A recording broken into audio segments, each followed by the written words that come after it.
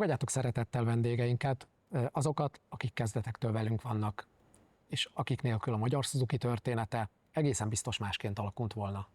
Andi, Gyula, Zsolt, köszöntelek titeket. Köszönjük, hogy elfogadtátok a felkérésünket. Kezdjük a beszélgetést. Ha visszautaznátok 35 évet az időben, hol voltatok akkor az életetekben, és hogyan kerültetek kapcsolatba a vállalattal?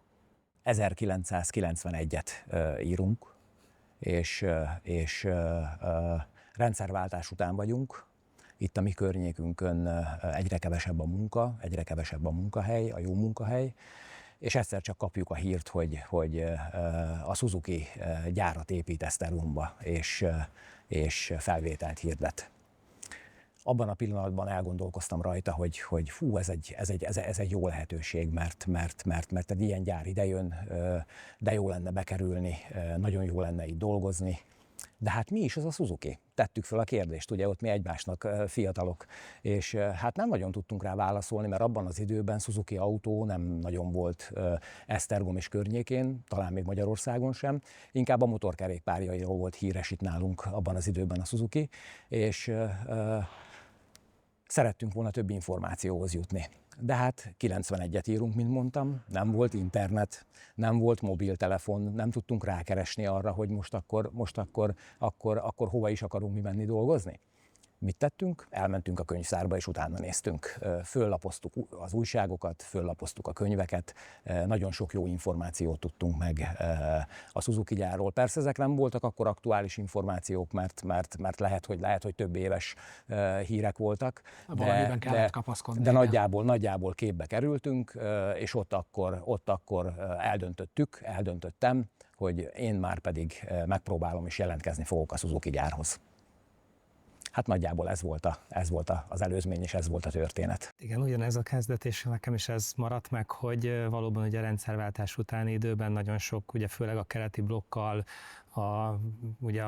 azzal a gazdasági területtel együttműködő cégek szépen sorban zárták be a kapuikat, csökkentek a termelések.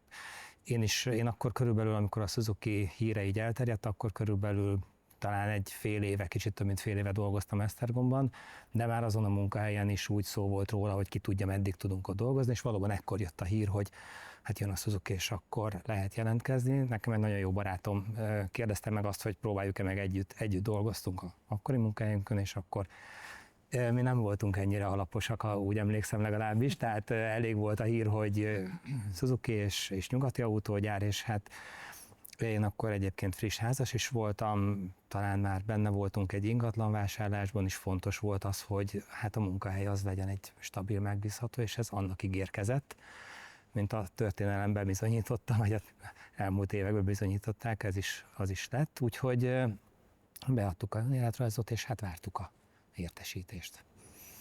Én egy kicsit másképp élem meg ezt az egészet, mint ti, mert én már az Ikarusban is az utolsó fél évet, így félig meddig a Suzuki témában dolgoztuk, ugye az akkori főnökömön, aki lett egyébként az autókoncernnek a vezérigazgatója, és mire én ide lekerültem, addigra már én 2 évig már az autókoncernben dolgoztunk, akinek az volt egy feladata, hogy a leendő márkakereskedőket, a leendő beszállítókat kiválassza, illetve magát a helyszínt is kiválassza, mint Esztergom, mert ugye annak idején nem csak Esztergom volt, mint lehetőség, hanem más városok is.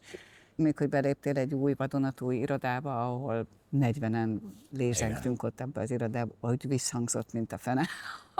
Hát meg maga az iroda konstrukció, tehát ez a style, hogy ugye 40-en voltunk egy irodába, vagy 100-an voltunk egy irodába.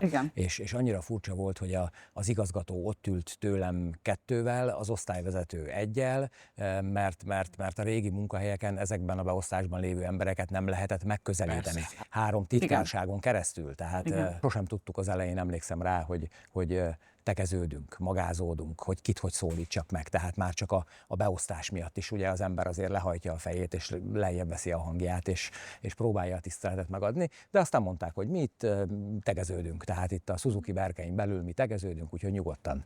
És onnantól kezdve volt, szevasz. Ikonikus egyébként az első napotok, emlékeztek belőle valamire? Marha nagy sár volt. Igen. Igen. Térdig jöttünk a sárba. Az első napom az nem is a gyárban volt, mert annak idején a felvételt azt kint a városban tartották, és mi rögtön a felvétel után nem jöttünk be a gyárba dolgozni, hanem volt egy átmeneti időszak, és ezután az átmeneti időszak után kivittek minket Japánba. Tehát nekem az első igazi gyári belépőm az nem is a magyar Suzuki-nál volt, hanem a koszai gyárban volt, és hát nagyon nagy meglepetés volt, amikor bementünk, hogy egy automatizált gyár, robotok voltak, tökéletes szervezettség, tökéletes tisztaság, tehát tényleg az ember csak nézett, ahogy szokták mondani, de nagyon-nagyon jó benyomás volt ez a benyomás. Aztán később, amikor hazajöttünk, a csarnokok már álltak, itt a magyar Suzuki-nál, viszont a gépek, berendezések, eszközöknek a beszerelése folyt abban az időszakban, úgyhogy nagy üres csarnokok voltak, nagy üres légterek voltak, és napról napra egyre több gép érkezett, amivel aztán a későbbiek folyamán elkezdtük gyártani a Swiftet. Volt olyan pillanat az elején egyébként, amikor éreztétek, hogy ez egy hosszú távú együttműködés lesz? Akár a grandiózusság, vagy akár a jól szervezettség, ahogy említetted, voltak ilyen kezdő pillanatok? Éppen azért, mert nagyon új volt, és nagyon az épülés folyamatába csöppentünk bele, igazából a grandiózusság az látszott a beruházásból magából, tehát az építkezés volumenéből, nagyságából, de engem személy szerint annyira lekötött maga a folyamat, tehát az, hogy egy teljesen új munkahelybe, egy teljesen új, mondhatni, kultúrába kell beletanulni, hogy valahogy ez nem is volt. Inkább az nem volt kétség az felől, hogy lesz holnap után, van feladat, folyamatos tevékenység van, hogy valahogy ez akkor, meg talán a fiatalság lendülete is, ez akkor elvitte a fókuszt erről. Tehát a fókusz azon volt, hogy igen, folyamatos tanulás, fejlődés, indulatermelés, mindig jött valami új. Igen, indítani kellett a termelést, ugye? Tehát valahol az ember azt érezte, hogy itt most valóban én tehetek azért, hogy itt majd az első autót legyártjuk. Tehetek azért, hogy jó környezet lesz. Tehetek azért, hogy a gépek jól fognak működni. Tehetek azért, hogy a kollégák azok jól ki legyenek oktatva. Tehát azért ezek nagy dolgok és nagy feladatok, amit meg kellett csinálni nekünk, mint elsőknek. Nagyon szép és nagyon hosszú időszak, 35 év, sok mindent felölel magában. Biztosan voltak váltási pontok, vagy olyan pontok, amik megnehezítették ezeket az éveket. Mi az, ami mégis újra meg újra lendületet adott nektek? Én a hegesztőüzemben kezdtem, és mindig volt olyan új feladat, amire koncentrálni kellett. Én szerencsés voltam, mert vezető lehettem, és szerencsés voltam, mert végigjárhattam azt a ranglétlát, amit végig kellett ahhoz járni abban az időben, hogy az ember egyre feljebb jusson. Csoportvezető, művezető, műszakvezető, majd végül a hegesztőüzem üzemvezetője lettem. Aránylag rövid időn belül azt lehet mondani. Tehát az én életemben, az én karrieremben folyamatos volt a változás, úgymond. Tehát folyamatosan az új pozíció, az új pozícióval, az új feladatok, az új emberek megismerése egyre nagyobb. Úgyhogy nagyon nem is volt idő azon gondolkodni, hogy mi volt, inkább mindig arra koncentráltam, hogy mi lesz. Én ugye más oldalról tudok ehhez hozzászólni, mert én a belföldi értékesítési osztályon dolgoztunk, tehát már a kész végterméket árultuk és értékesítettük, tehát nekünk a kihívás, a fejlődésre való, az nem az itteni gyártási termék fejlődésre kellett, hanem, ahogy mondtad, nem volt internet, nem volt fax, semmi nem volt. Tehát postán kellett feladni egy körlevelet, tehát hogy nehéz volt a kapcsolattartás, és ahogy mindig fejlődtünk az internettel, úgy nyilván a kihívások is egyre intenzívebbek lettek, meg nagyobb fejlődési lehetőséget adtak, mert fejlődött a technológia. Annak idején annyira nem volt internet, és annyira nem volt számítógép, és annyira nem voltak irodai, komoly műszaki megoldások, hogyha grafikont kellett készíteni, akkor a grafikont azt A4-es lapra vagy milliméter papírra kézzel vezettük. És akkor azt ellenőriztük, hogy vannak-e vezetve a grafikonok naponta kézzel. És amikor ezt a grafikont elő kellett adni bárki másnak, akkor magát a papírt rámásoltuk az úgynevezett írásvetítő fóliára, és írásvetítővel lehetett kivetíteni egy helységben, hogy mindenki más lássa azt, hogy mi mivel is foglalkozunk. Tehát ez egy nagyon sziszifuszi munka volt ahhoz képest, ahogy most meg lehet oldani a különböző grafikonok, kimutatások, táblázatok, stb. Elkészítését. Én ugye kezdettől karbantartóként voltam, és tudom, hogy 4-en kezdtünk karbantartóként, mind a 4-en egy-egy üzemet kaptunk. Idézőjelben, én akkor a festőüzemet kaptam, és ugye az első sok azért ez a technológiának a idézőjelben ismeretlensége volt. Tehát az, hogy PLC vezérlésű berendezések az Magyarországon annyira még akkor nem volt, itt pedig ugye konkrétan az volt, azt kellett tanulni. És megint csak ugye nem volt internet, nem volt Google fordító, tolmács volt, és nem fogom elfelejteni, az annyira beégett, amikor szakmai témában szerettem volna tolmács segítségét igénybe venni. Kb. 1 óra küzdelem után ő mondta azt, hogy adjuk fel, tehát ő ezt nem képes, de mondom, nem baj, mondjad, amit gondolsz, én megpróbálom megérteni. Nehezen ment. És tényleg nagyon sok idő, de akkor volt idő, tehát nem tudom, akkor több idő volt még. Lassabb volt a világ, több idő volt tanulni is. És folyamatosan a kihívások, tehát ahogy Gyula mondja, ő vezetőként, nekem mint karbantartóként, aztán később nyilván karbantartó vezetőként, mert én is elindultam egyfajta ranglétrán felfelé, de a folyamatos kihívások és a folyamatos tanulás, ez úgy nagyon megmaradt. Lehet, hogy nehéz a kérdés. Mi változott többet, a gyár vagy ti magatok? Szerintem mi együtt változtunk a gyárral. Ahogy az előbb Zsolti is mondta, abba a korszakban talán több volt az idő, talán egy kicsit lassabb volt a világ. Ez felgyorsult, vele együtt felgyorsultunk mi is, ahogy változott a gyár, úgy változtunk vele mi is, úgy próbáltunk megfelelni a követelményeknek, tehát ez egy folyamatos önfejlesztés, folyamatos tanulás, és talán nem lesz vége soha. És nem mondjuk, hogy akkor jobb volt. Tehát ez nem erről szól. Ez nagyon fontos, más volt. Igen, más volt, tudomásul kell vennünk, hogy változik a világ, és azt gondolom, hogy aki sikeres akar lenni bármilyen értelemben is, annak alkalmazkodni kell tudni, illetve minél jobban tudunk alkalmazkodni, ez annál sikeresebbek tudunk lenni. Tehát, és én azt gondolom, hogy ahogy a gyár is, meg az egész világ változott, én is ezt gondolom, hogy mi is vele együtt. Igen. Legalábbis ebben hiszek. Tehát ha megnézzük a termékeinket, hogy mivel is kezdtünk annak idején, tehát mennyire egyszerű volt az a szerkezet, amivel akkor kezdtünk, és hol tartunk most, ugye mennyi minden van, mennyi biztonsági funkció, mennyi vezetéstámogató rendszer van a mostani autókban. Tehát ez mind egy fejlődés, ahogy az autó fejlődött, úgy fejlődött a gyár, és úgy fejlődtünk mi is. Emlékszem, hogy még Excel sem volt. Igen. Wheat, vagy nem, Quattro-nak hívták az Excelnek az elődjét. Word sem volt, Works volt előtte. Nem volt minden asztalon számítógép. Nem volt Windows. Igen. És ezeket mind ugye, amikor jöttek, akkor nagyon sok, mindig újra és újra ezeket meg kellett tanulni, meg ahhoz, hogy tudjál valami riportot, vagy kivetíteni valamilyen anyagot, és ezt mindent meg kellett tanulni. Számtalan nagy pillanat övezte az itt léteteket, biztosan van olyan, amire nagyon büszkék vagytok.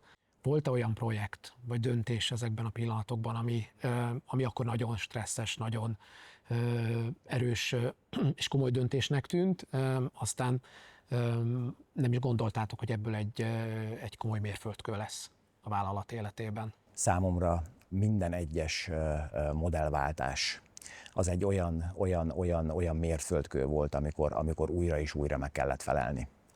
És azt, hogy a vállalat sikeres, azt, hogy az eddig gyártott modellek sikeresek voltak, én úgy gondolom, hogy az embereknek, akik ezt gyártották, akik részt vettek abban, hogy ez a termék létrejöjjön, nagyon nagy szerepük volt. És minden egyes ilyen modellbevezetés az egy-egy megmérettetés volt mindenki számára. Az új modelleknek az indítása az azért mindig egy olyan esemény volt, amit ugye karbantartóként is megérintett és megfogott, de talán azt tudnám még elmondani, hogy nyilván voltak sikeres projektek. Több, kevesebb, kisebb, nagyobb, de talán inkább azt mondanám, hogy nincs olyan, amit szégyelnék. És talán ezt tartom fontosnak, hogy sok-sok dolog van, amire úgy gondolom, hogy büszke vagyok, és ezek közül nem nagyon tudnék kiemelni egyet sem. És talán inkább azt, hogy azt gondolom, hogy nincs mit szégyellem az elmúlt évekből. Nyilván ugye egy új modellnek a bevezetése, ez marketing, és ez eladás oldalról is egy kihívás, és ott pont ugyanúgy mindennek meg kell felelni, tehát azért ez így egy összetett dolog. És én a mai napig is szeretem a pörgést, tehát igen, tehát én szeretek izegni, mozogni, vagy valami, hogy hasznosnak érezzem magam, tehát igazából, és azt gondolom, hogy az fontos saját magamnak, még ha más nem is így gondolja, de ha én úgy gondolom, akkor az nekem jó. De az élet ugye azért azt adja vissza, hogy szükség is van rá, és ez jó, ez fontos. És ezzel lehet tovább haladni, és emiatt tud az ember talán egy helyben ennyi ideig megmaradni, mert mindig meg tud újulni, mindig frissülni, mindig pörögni, mindig újabbakat kitalálni, hogy oké, ez már volt, akkor másképp csináljuk, vagy... Igen, és ez tényleg olyan, hogy ha az ember csinál valamit, akkor óhatatlan, hogy vannak kudarcok, óhatatlan, hogy vannak hibák, de ezekből tanulunk. És szerintem ezekből tanulunk a legtöbbet. És hogyha arra koncentrálunk, hogy ezek ne ismétlődjenek, akkor valóban annak a projektnek a vége a siker lesz. És tényleg azt lehet mondani, hogy voltak kudarcok, voltak bukások, voltak rossz eredmények, de ezeket kijavítottuk, felálltunk, tovább mentünk, és haladunk előre. Igen, hogy Andi is mondta, hogy pörgés van kihívás, és még talán annyit tennék hozzá, hogy kell döntéseket hozni, és szerintem én is azt tartom motiváló előnek, hogy nem ragadni benne egy helyzetben, döntést hozni. Ahogy Gyula mondta, nem biztos, hogy az jó lesz az a döntés, de abból is tanul az ember, tehát nem szabad benne ragadni egy olyan szituációban, pusztán azért, mert nem merek tovább lépni. Tovább kell lépni, meg kell találni a kihívást, a megoldásokat, és a kudarcokból meg tanulni kell. Tehát, és úgy lehet, úgy az viszi előre az embert. Ha már a mérföldkő témájánál tartunk, ugye számtalan átalakulás, számtalan fejlődésen ment keresztül a vállalat. Az első, talán egyik legfontosabb mérföldkő az alapkőletétel volt. És egy kis érdekesség, hogyha szabad ide becsempésznem, tudjuk esetleg pontosan, hogy hol van az alapkővünk, hol van az alapkő pontos helye. Ugye azóta máshogy néz ki a gyár, máshogy néz ki a csarnok is, mégis tudjuk-e a pontos helyét? Nem. Annyit tudtunk kideríteni, hogy valahol itt a összeszerelőüzemben, de nincs meg. Nincs meg. Nekem volt szerencsém a szerelőüzemet többször is, több százszor, de lehet, hogy több ezerszer körbejárni, bejárni kívül-belül. Én nem találkoztam vele sehol, tehát sajnos én is azt mondom, hogy nem tudom, nem tudjuk, hogy hol van pontosan. Szintén ugye én is tudok több átalakításról, olyanokról is, ahol akár betont vágtak, betont szedtek ki itt a szerelőüzemben, de én sem tudok róla, hogy bármikor előkerült volna, vagy egyáltalán kiderült volna, hogy ennek hol lehet a helye. Viszont akkor ez egy jó projekt feladat lenne kideríteni, hogy hol van az alapkő pontosan. És esetleg, hogyha nézőink közül bárkinak tudomása van róla, hogy hol lehet, akkor nagyon szívesen vesszük ezt az információt, és akkor elindítjuk a nyomozást. Egyébként emlékeztek az első számotokra ikonikus modellre? Vagy ennek a legördülésére? Ó, hogyne. És ez mindenkinek ugyanaz? Nem. Hegesztőüzem, és amikor a hegesztőüzem legyártotta az első karosszériát, mert ugye mi nem autót, mi karosszériát gyártunk, akkor megállították a wide body szalagon ezt a karosszériát, és mindenki oda jött az autó köré, és ott készült is egy fénykép. Lehet látni az arcunkon az örömöt, hogy az első karosszéria elkészült. Az első autóról az emlék az is megvan, de aztán ugye nekünk karbantartóként, meg nekem is, meg a kollégáknak is ezek az hivatalos ceremóniák, ezek azért mindig arról szóltak, hogy a háttérben ott kellett lenni rajtra készen, beavatkozásra készen, hogyha valamilyen váratlan berendezéssel kapcsolatos esemény történne, akkor az, hogy úgy mondjam, ne okozzon problémát. Tehát ezekben az ünnepélyes alkalom mellett mindig benne volt egy kis extra feszültség. Ez az elsőnél talán nem, mert ugye az még akkor annyira új volt és első volt, hogy ott még talán meg lehetett élni azt, hogy ez most valóban egy új autó, vagyis az gyárnak az indulásának a ünnepélye, a többi új modellnél ott azért már egy kis feszültség mindig megvolt. Beszéltünk a gyárról, az átalakulásokról, sok mindenről, említsük meg a kollégákat is, azokat a munkatársakat, akik fontosak voltak az életetekben, akikből erőt merítettetek, akik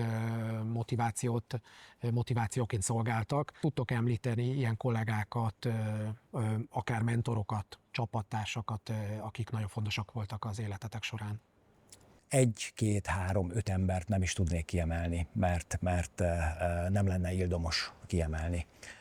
Én úgy gondolom, hogy az itt eltöltött évek alatt mindenkitől tudtam tanulni. Mindenki tudott számomra, főleg a vezetőim példával szolgálni, és én úgy érzem, hogy én pedig ezt tovább tudtam adni az én kollégáim felé.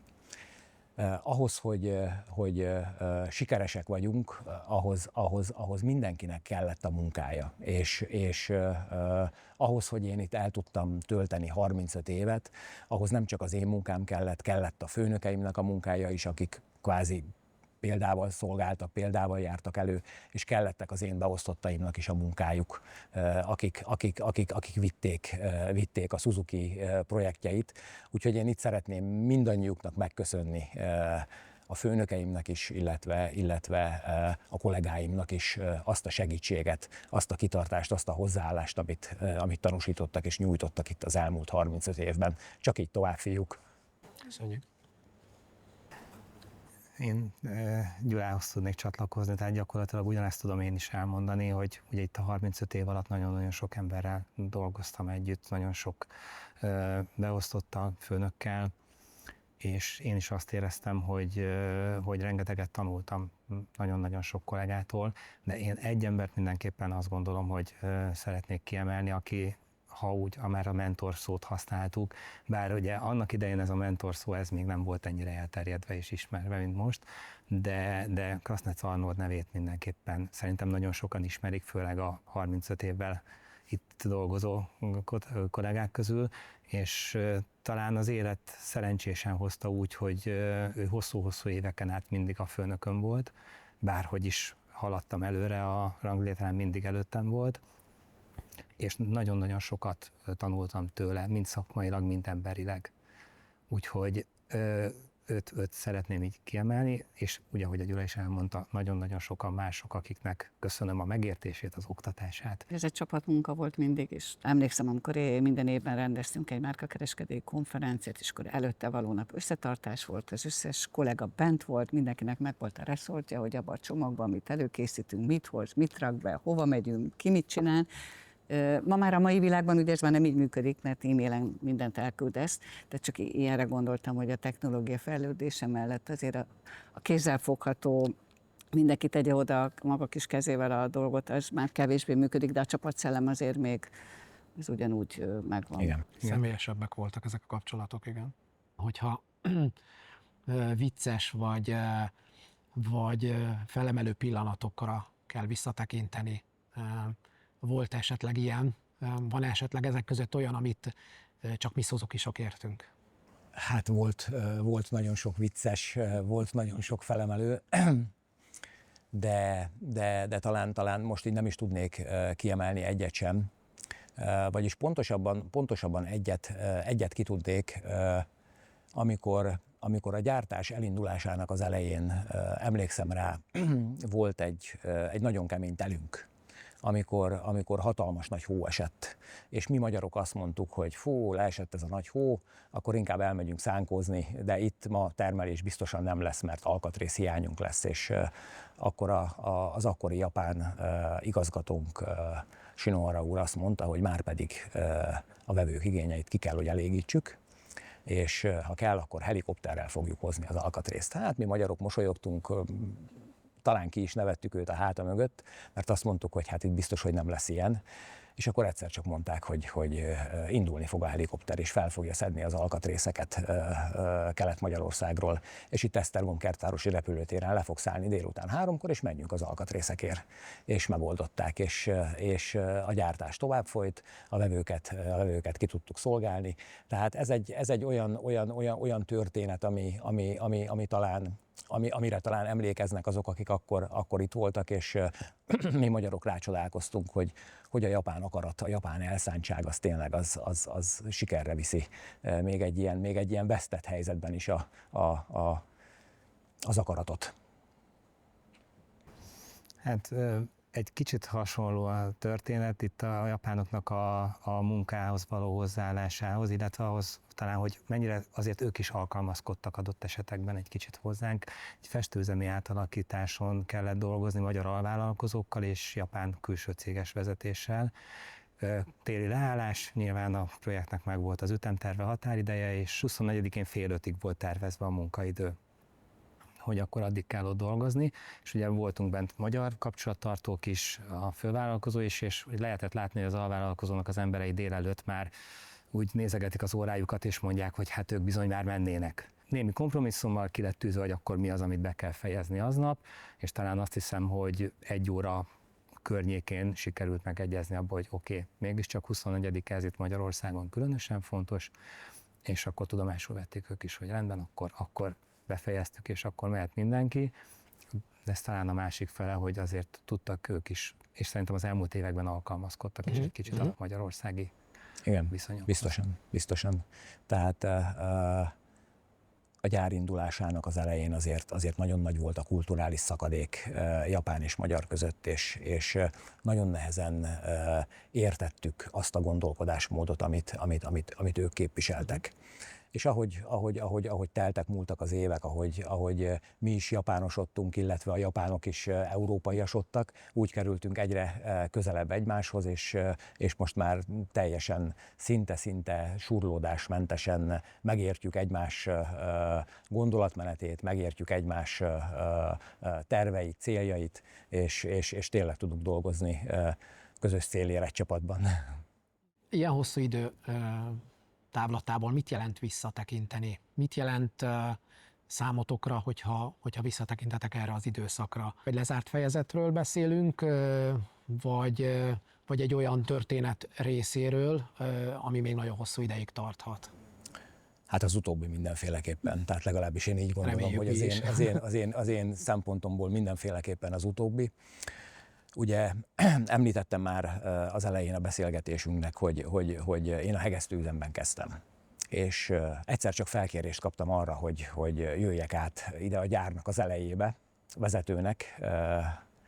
Megmondom őszintén, hogy ez egy nagyon nagy vízválasztó volt számomra, mert kimozdultam abból a megszokott és szinte már rutinnal végzett kis üzememből, és átkerültem egy újba.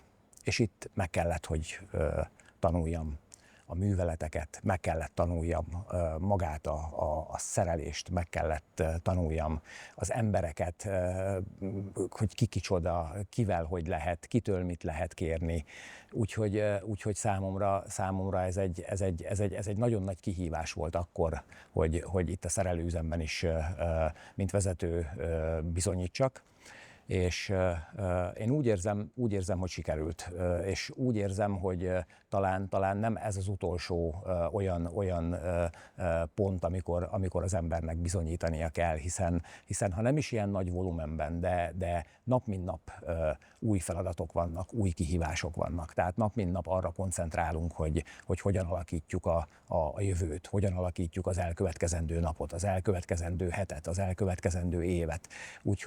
Úgyhogy a válaszom egyértelmű, hogy az utóbbi felvetésed, mert mindenféleképpen tovább megyünk, és mindenféleképpen szembenézünk az új kihívásokkal. Igazából a visszatekintés csak annyi, hogy amit régen működött, az most hogy változott meg, mit tudunk belőle tanulni, mi az, amit jobban lehetne csinálni, amit régen másképpen csináltunk, de semmiképpen nem érzem azt sem, hogy bármi, ami régen volt, abból lezárható lenne, tehát ezt én is egy folyamatként élem meg. Hát én is azt gondolom, hogy ez egy folyamat, főleg így, hogy én meg már nyugdíjas vagyok, tehát még mindig nem tudtam elmenni, tehát valamiért még mindig itt vagyok. Egy kicsit az ember ugye a maga speciális munkahelyén mindig fejlődtek, mindig fejlesztenünk kellett, mindig tovább kellett gondolni azokat, és annak nincs vége. És az ember egy kicsit ugye már gyerekének tekinti azt, amit elkezdtél, és akár most csak egy Excel tábla, amiből kialakult egy rendszer, egy folyamat, és ugye addig meg már nem is akarod itt hagyni, amíg te ezt be nem fejezted, vagy olyanra nem csináltad, amit már tényleg az összes tudásodat beletetted.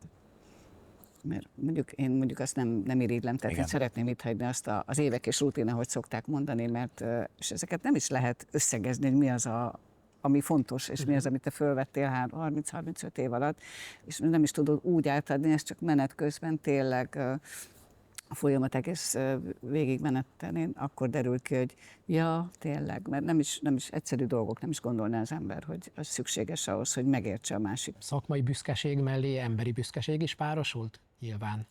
Hogyne, igen. Van ilyen, amit meg is osztanátok velünk? Talán azt tudnám kiemelni, hogy számomra egy nagyon-nagyon örömteli pillanat volt az, amikor a fiam, aki elvégezte a közgazdasági egyetemet, utána úgy döntött, hogy ő is Suzuki-s szeretne lenni.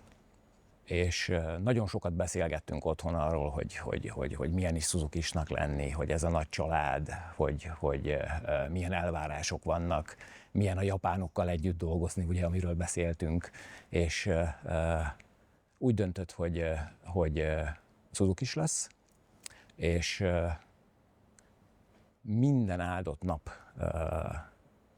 jön dolgozni becsülettel, minden áldott nap tesz azért, hogy a munkáját maximálisan elvégezze, és minden áldott nap próbálja előre mozdítani a Suzuki gyár megítélését, és ez számomra az igazi siker.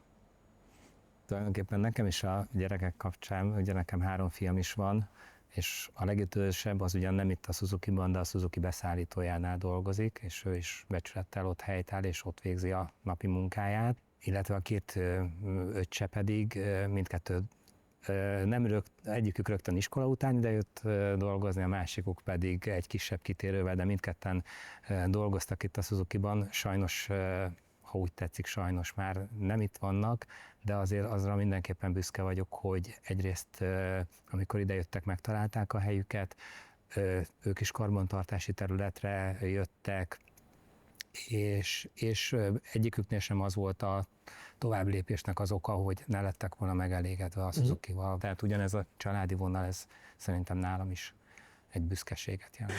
Kisebbik unokám, a 10 éves unokám, az mindig nagyon boldog volt, amikor volt ilyen lehetőség, hogy tesztautót haza lehetett vinni, és akkor, hát nem mondom, hogy darabjaira szétszettük, de mindent kivettünk belőle, és mindent ki kellett a egészségügyi dobozból, mihol működik, mindent bekapcsoltunk, mert őt nagyon érdekli. A mai napig is egyébként érdeklik az autók, de és akkor minden autót szét kellett. Tehát ugye ő nagyon várta, hogy vigyek haza mindig egy új autót, amit ő jól meg tud nézni. Hogyha kellene üzenetek, akár a fiatalkori éneteknek, vagy a most pályakezdőknek, vagy a most fiataloknak, akik tervezik, hogy csatlakoznak hozzánk, mit üzennétek? Miért érdemes Suzuki-snak lenni? Hát én vagyok rá az élő példa.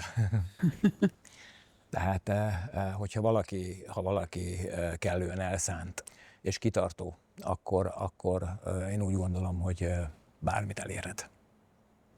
Akkor itt nálunk tényleg a határa csillagos ég, hogyha ügyes vagy, ha folyamatosan fejleszted magad, ha folyamatosan vállalsz új projekteket, és hogyha folyamatosan eredményes tudsz lenni, akkor tényleg a csillagos ég a határ, és megbecsülnek, és valóban egy nagyon jó közösség tagja lehetsz. Talán két dolog még, ugye egyrészt, hogy ugye szó volt itt 35 évvel ezelőtt, ugye, hogy indultam neki ennek, és azt gondolom, hogy a lehetőségek, tehát adódnak az ember életében olyan lehetőségek, amikkel vagy él, vagy nem. Ezeket meg kell látni, és meg kell ragadni őket. Amikor én ebben a helyzetben voltam, én azt gondolom, hogy egy nagyon jó lehetőséget sikerült, és meg is ragadtam, és éltem vele. Ez az egyik. A másik dolog pedig kevés ezt megragadni, utána ezért tenni is kell, tehát kevés a lehetőség, és van egy egyesület, amiben sportolok, ahol azt mondják, hogy a szótár az egyetlen hely, ahol az eredmény megelőzi a munkát. Tehát bele kell tenni a munkát, és tényleg tenni kell azért, hogy elérjük az eredményeinket, és akkor el fogjuk tudni érni. Ahogy a Suzuki-ban tanuljuk, ki kell tűzni a célt, és tudni kell ezt, hogy azért a célért mit kell tennünk. Ha megtesszük, akkor működik az élet. Ezt gondolom. Én azt gondolom, hogy én fiatalon kerültem ide, fiatal egyedülálló anyaként, most pedig már papíron nyugdíjas vagyok, és azt gondolom, hogy most látom azt a gyümölcsöt, azt a 35 éves gyümölcsöt, hogy tulajdonképpen marhára nem mindegy, hogy egy stabil cégnél dolgozol 35 évet, nagyon sok olyan kollégám van, volt kollega, aki már az 5.-6. munkahelyét keresi, nem mindegyik jó, és mindig van az ember magánéletében is egy olyan helyzet, amikor tényleg ezeket össze kell kombinálni, és megéri, mert egy biztos, megbízható cég, tehát hogy lehet rá támaszkodni. Nagyon inspiráló beszélgetés van mögöttünk, sok gondolatot megosztottatok velünk, ezt utólag is köszönjük szépen. Még egyszer azt, hogy elfogadtátok a felkérésünket. Nagyon sok sikert kívánok nektek a jövőben, mind szakmailag, mind az életetekhez, és reméljük, hogy nagyon sok hozzáadott erőenergia lesz még, és van még bennetek. Köszönjük Köszönjük szépen. Köszönjük szépen.